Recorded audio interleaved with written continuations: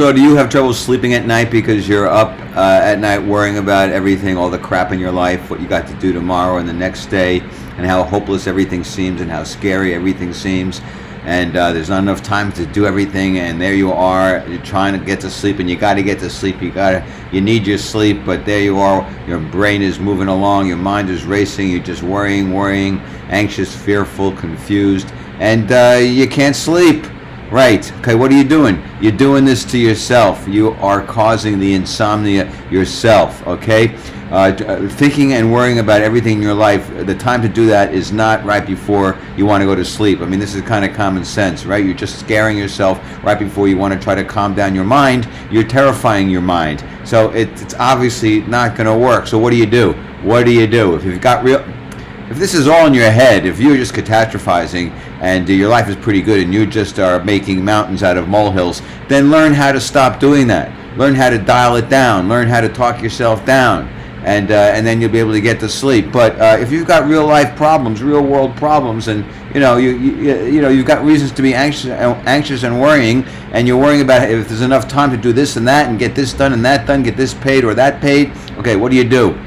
Put aside a time earlier in the evening, right? Maybe like before dinner, maybe after dinner. Take 20 minutes and make a list of all the horrible things you got to worry about and all the different things that are in your life, and then see if there's try to go down the list and see if there are things that you can do. Be proactive. If there are things you can do, network, whatever, to help reduce the fear and the anxiety and the stress of each item on your list. But if it turns out that there's just some things that are out of your control, then that's the serenity prayer, accept the things you can't change. But the point is, do your worrying at like 6 o'clock at night or 6:30 and go, yeah, this is a problem. This is scary. I got to do this. I got to do that. What can I do? Okay, do it all early. Then, let's say at 11 o'clock at night when you're ready to go to sleep and your mind starts going, yeah, but I got to worry about this. Then you go, wait a second, no I don't. I worried about all this crap like at 6 o'clock earlier. I worried about it, I did all that worrying, I did a good job of worrying, and I actually did a good job of actually analyzing the situation and seeing where I might be able to make some changes in my life that would be helpful. Okay, so now I don't need to worry now. I don't need to do it. It would be redundant. It would be a waste of time.